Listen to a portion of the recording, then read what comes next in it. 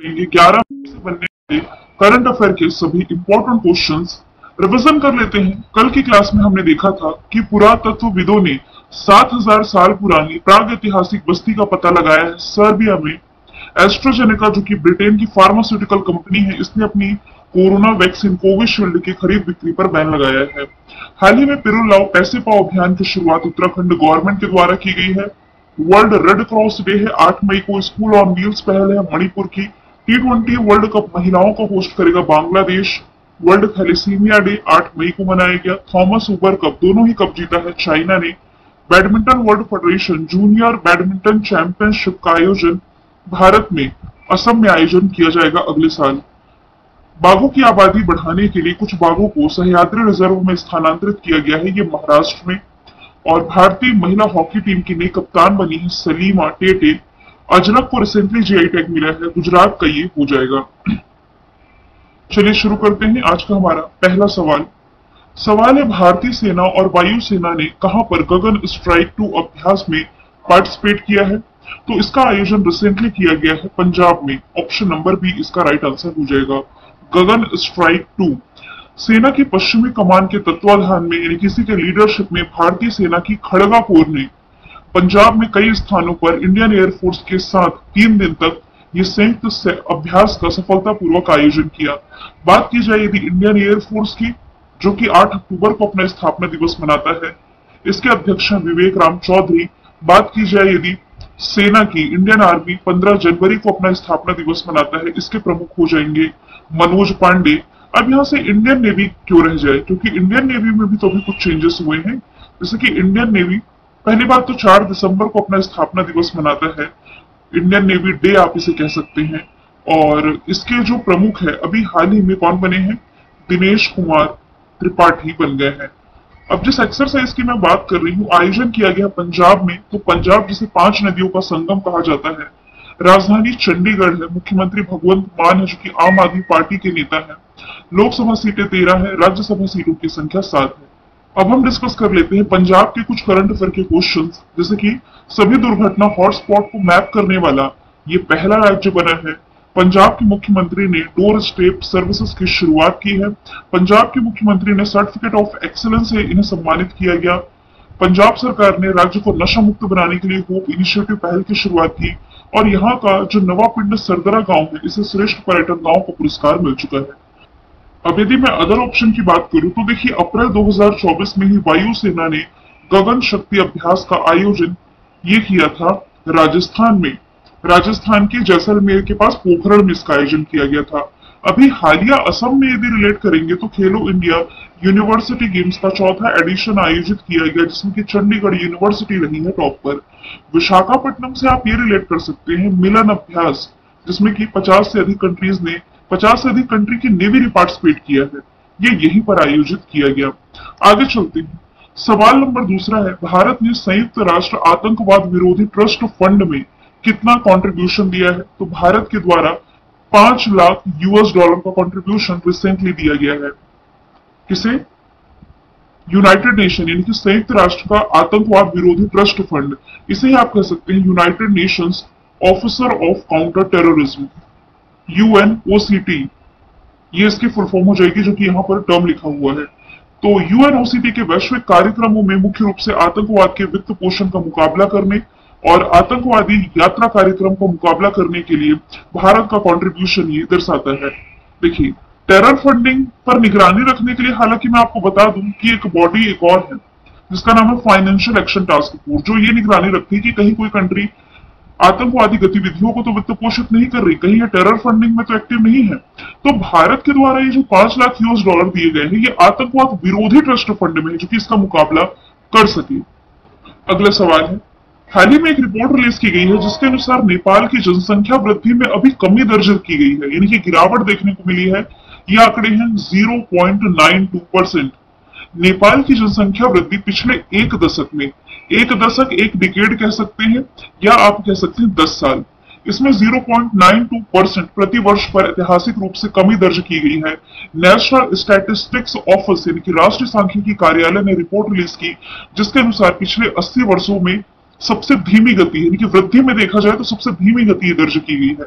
अप्रैल 2011 से अप्रैल 2021 यानी कि इन 10 साल के आंकड़ों पर नजर यदि डालें तो 2.7 मिलियन की वृद्धि के वर्तमान जनसंख्या 29.2 मिलियन दर्ज की गई है। नेपाल में राष्ट्रीय औसत जीवन प्रत्याशा बढ़ करके 71.3 ईयर हुई है, यानी कि औसतन व्यक्ति जो यहाँ पर है लगभग 71 वर्ष जीता है।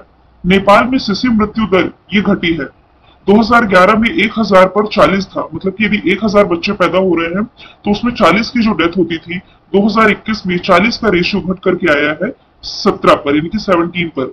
नेपाल की राजधानी काठमांडू, करेंसी नेपाली रुपया, president Ramchandra Paudel, prime minister पुष्प कमल दहल प्रचंड हो जाएंगे। अभी नेपाल की राजधानी काठमांडू ये IQAir के रिपोर्ट के अकॉर्डिंग दुनिया का सबसे प्रदूषित शहर है, जो कि ये बताया गया है। भारत नेपाल ने अगले 10 वर्षों में 10,000 मेगावाट बिजली के निर्यात पर अभी समझौता ज्ञापन पर हस्ताक्षर किए हैं। और जब भी नेपाल का डिस्कशन आता है, मैं आपको माउंट एवरेस्ट जरूर रिलेट करवाती हूँ, जिसे नेपाल में सागर माथा के नाम से जाना जाता है, दुनिया की सबसे ऊंची चोटी है। हालांकि सूर्य किरण एक्सरसाइज भी आप रिलेट कर सकते हैं, जो कि नेपाल के साथ भारत की होती है। सवाल नंबर चौथा है, T20 के इतिहास में 350 विकेट लेने वाले पहले भारतीय जो बने हैं, ये बन गए हैं यजुवेंद्र चहल।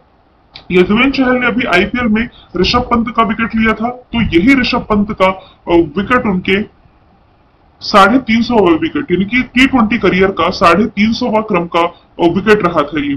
तो यजुवेंद्र चहल T20 क्रिकेट में 350 विकेट लेने वाले भारत के पहले, और यदि ओवरऑल हम कहें तो दुनिया के 5वें गेंदबाज हैं। इनके पहले राशिद खान, सुनील नरेन, इमरान ताहिर, साकिब अल हसन का नाम है। आप ये भी याद रखिए, IPL में 200 विकेट लेने वाले इकलौते गेंदबाज यजुवेंद्र चहल है, जो कि भी राजस्थान रॉयल्स के लिए खेल रहे हैं। अगला सवाल है, भारतीय पुरुष बास्केटबॉल टीम का मुख्य कोच किसे नियुक्त किया गया है? रिसेंटली ये नियुक्त किए गए हैं Scott Fleming. Option number C right answer हो जाएगा। ये अमेरिकी कॉलेज पेशेवर बास्केटबॉल कोच है, इनके पास 38 ईयर का कोचिंग एक्सपीरियंस है। इसके पहले वे NBA यानी कि नेशनल बास्केटबॉल एसोसिएशन इंडिया में बास्केटबॉल संचालन के वरिष्ठ निदेशक के रूप में कार्य कर चुके हैं। इसके पहले भारत की राष्ट्रीय बास्केटबॉल टीम के मुख्य कोच थे, जिसे उन्होंने 2012 से 2015 तक ट्रेनिंग दी थी। हरेंद्र सिंह की यदि मैं बात करूं तो ये हॉकी टीम के नए कोच बनाए गए हैं, भारतीय महिला हॉकी टीम के कोच हरेंद्र सिंह। दिलीप तरकी हॉकी इंडिया के अध्यक्ष हो जाएंगे। रोजर बिन्नी हो जाएंगे BCCI के अध्यक्ष। सवाल नंबर 6वां है, खबरों में रही पायरेनीज पर्वत किन दो देशों के बीच प्राकृतिक सीमा बनाती है? तो ये प्राकृतिक सीमा बनाती है स्पेन और फ्रांस के बीच में। अभी क्यों चर्चे में है? क्योंकि चाइना के जो राष्ट्रपति शी जिनपिंग इस एरिया के दौरे पर है। पायरेनीज स्पेन और फ्रांस के बीच एक प्राकृतिक सीमा बनाती है, जो भूमध्य सागर से अटलांटिक तक 500 किलोमीटर तक फैली हुई है। ये देखिए, भूमध्य सागर ये है और ये है अटलांटिक। तो भूमध्य सागर से अटलांटिक तक 500 किलोमीटर तक ये श्रृंखला फैली हुई है। यूरेशिया के साथ इबेरिया के टकराव से निर्मित ये राजनीतिक रूप से स्पेन और फ्रांस के बीच विभाजित है, बीच में एंडोरा है। अब आप क्या समझ पा रहे हैं इससे? देखिए क्या लिखा हुआ है, यूरेशिया के साथ इबेरिया के टकराव से। इबेरिया जानते हैं किसे कहते हैं? ये जो आप देख रहे हैं स्पेन, और यहां पर है पुर्तगाल। स्पेन और पुर्तगाल जो है ये संयुक्त रूप से इबेरिया कंट्री ही कहलाती हैं, और यूरेशिया हम कहेंगे यूरोप और एशिया, संयुक्त रूप से ये यूरेशिया कहलाता है। तो इनके बीच टकराव से निर्मित, राजनीतिक रूप से निर्मित ये हिस्सा है, जो कि भारत और माफ कीजिएगा स्पेन और फ्रांस के बीच विभाजित है। कहा जा रहा है बीच में एंडोरा है। तो ये देखिए, ये है एंडोरा की लोकेशन, ये फ्रांस है, ये स्पेन है, दोनों के बीच में पेरिनीज पर्वत है। अब यहां से कंफ्यूजन क्रिएट हो सकता है, इसलिए मैं एक और चीज आपको क्लियर कर देती हूँ और एक ट्रिक भी बता देती हूँ। जैसे कि ये जो आप देख रहे हैं पेरिनीज पर्वत किसके किसके बीच में है? तो फ्रांस और स्पेन के बीच में है। यहां से आप रिलेट कर सकते हैं स्विट्जरलैंड, SWT शॉर्ट में मैंने लिख दिया है। तो फ्रांस और स्विट्जरलैंड के बीच में एक पर्वतमाला है जिसका नाम है जूरा पर्वत। इसे याद रखने की ट्रिक है, क्योंकि अक्सर विद्यार्थी कंफ्यूज हो जाते हैं पेरिनीज और जूरा में। तो देखिए स्विट्जरलैंड, स्विट्जर जर आ रहा है शब्द, स्विट्जरलैंड और यहां से जूरा, जर जूरा जर जूरा, है ना। तो फ्रांस और स्विट्जरलैंड के बीच में जूरा पर्वत है, जबकि फ्रांस और स्पेन के बीच में पायरेनीज पर्वत है। किस लिए चर्चे में? शी जिनपिंग के दौरे की बाद से।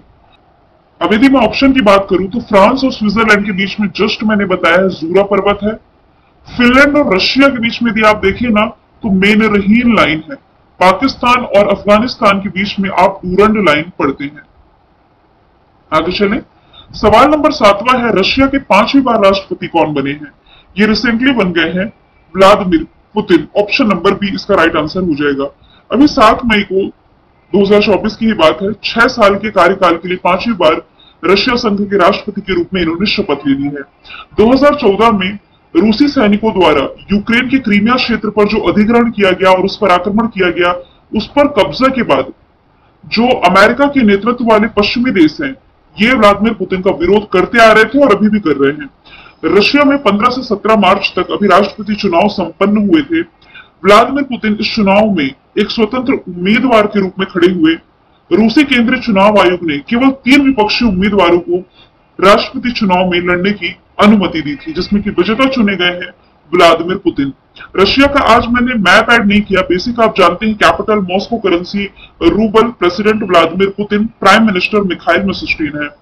रशिया के साथ भारत की जो डील है ये S-400 मिसाइल को लेकर के है। आप ये याद रखिए, ये S-400 मिसाइल अब सुदर्शन के नाम से जाना जाएगा। AK-203 असॉल्ट राइफल को लेकर के है।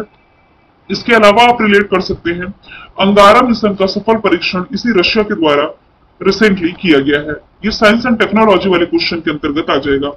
इमैनुअल मैक्रोन की यदि आप बात करें तो ये फ्रांस के राष्ट्रपति हो जाएंगे, शी जिनपिंग हो जाएंगे चाइना के, जबकि पड़ोसी पाकिस्तान के राष्ट्रपति हो जाएंगे आसिफ अली जरदारी। सवाल नंबर 8वां है, हाल ही में चीन ने भारत में किसे अपना राजदूत नियुक्त किया है? चाइना के द्वारा भारत में जू फेईहोंग की नियुक्ति चाइना के द्वारा की गई है। ये सन वेदियोंग का स्थान लेंगे, जिन्हें अक्टूबर 2022 में भारत में अपना कार्यकाल पूरा किया था। पूर्वी लद्दाख सैन्य गतिरोध को लेकर के दोनों देशों के बीच में जमे संबंधों के बीच चीनी राष्ट्रपति शी जिनपिंग ने 18 महीने की देरी के बाद अपने इस राजदूत की नियुक्ति की है भारत में। चाइना के क्या करंट अफेयर के हम फैक्टर देख सकते हैं? एक तो ये कि हाइड्रोजन से चलने वाली दुनिया की पहली ट्रेन जर्मनी, जबकि एशिया की पहली ट्रेन चाइना ने लॉन्च करी। दूसरा फैक्ट आप ये रिलेट कर सकते हैं, ज़ूके 2 जो कि मिथेन बेस्ड रॉकेट है, दुनिया का पहला इसी ने लॉन्च किया। तीसरा आप ये रिलेट कर सकते हैं, चांद-ई मिशन को लेकर के इसने रिसेंटली पाकिस्तान के साथ समझौता किया है, जो कि इसका मून मिशन हो जाएगा। इसके अलावा हेपेटाइटिस बी और हेपेटाइटिस सी के जो केसेस हैं सबसे ज्यादा चाइना में ही है, दूसरे स्थान पर भारत का स्थान है। आप ये भी रिलेट कर सकते हैं कि पॉपुलेशन के मामले में, यानी कि आबादी के मामले में चाइना अब भारत को पीछे छोड़ चुका है। सवाल नंबर 9वां है, हाल ही में किसने विश्व स्नूकर चैंपियनशिप 2024 का खिताब जीता है? ये रिसेंटली जीत लिया है काइरेन विल्सन ने। काइरेन विल्सन का ये पहला स्नूकर विश्व खिताब था जिसमें इन्होंने जैक जोन्स को हराया है। ये विश्व स्नूकर चैंपियनशिप जीतने वाले 23वें खिलाड़ी है और पुरस्कार राशि के रूप में इन्हें $5 लाख की इनाम राशि मिली है। सवाल नंबर 10वां है, हाल ही में मियामी ग्रैंड प्रिक्स 2024 का खिताब किसने जीता है? ये जीता है लैंडो नॉरिस ने। इनकी ये पहली ग्रैंड प्रिक्स की जीत है। मैक्लॉरन कंपनी के युवा ब्रिटिश ड्राइवर है लॉन्डे नॉरिस। इस जीत के साथ मोटर स्पोर्ट्स की दुनिया में इन्होंने हलचल मचा दी है। दूसरे स्थान पर मैक्स वर्स्टैपन रहे हैं और तीसरे स्थान पर रहे हैं चार्ल्स लेक्लर जो कि फरारी के हैं। इस सीजन में अभी तक देखिए जितनी भी रेस हुई है, मैक्स वर्स्टैपन जो कि रेड बुल के ड्राइवर है, कौन कौन सी जीती है इन्होंने? Saudi Arab grand prix, Las Vegas, Japanese, Chinese, Carlos Sainz जो कि फरारी के हैं, इन्होंने ऑस्ट्रेलियाई ग्रैंड प्रिक्स, और लैंडो नॉरिस ने मियामी ग्रैंड प्रिक्स जीत ली है। देखिए ऐसे क्वेश्चन बहुत कम एग्जाम का पार्ट बनते हैं, लेकिन कुछ छूट ना जाए तभी भी मैंने वन लाइनर फॉर्मेट में इन क्वेश्चंस को ऐड कर दिया है। स्ट्रैटेजी के में आज हम रिविजन कर लेते हैं भारत के प्रसिद्ध व्यक्तित्व और उनके उपनामों के बारे में। खान अब्दुल गफ्फार खान को बादशाह खान और सीमांत गांधी के नाम से जाना जाता है, जिन्हें भारत रत्न अवार्ड भी मिला था। मोहनदास करमचंद गांधी को बापू, वल्लभ भाई पटेल भारत के Lauh Purush, Bal Gangadhar Tilak Lokmanya, Lala Lajpat Rai Punjab Kesari, Bipin Chandrapal Bengal tiger, Sarojini Naidu Bharat Kokila, Dadabhai Naoroji grand old man of India, Rajendra Prasad Ajatashatru देश रत्न, चित्तरंजन दास को देशबंधु, रविन्द्रनाथ टैगोर को विश्व कवि और कवि गुरु। मैंने कल आपसे पूछा था अंतरराष्ट्रीय शतरंज महासंघ ने ग्रैंड मास्टर की उपाधि से किसे सम्मानित किया? आंसर इसका था वैशाली रमेश बाबू। आज का सवाल है, रिसेंटली जो प्रेस फ्रीडम इंडेक्स रिलीज किया गया, आप लोग ये बताएंगे जारी किसने किया है, टॉप पर कौन सी कंट्री है, इंडिया की क्या रैंकिंग है और लास्ट में कौन सी कंट्री है। क्वेश्चन ये वाला इंपॉर्टेंट है, इसलिए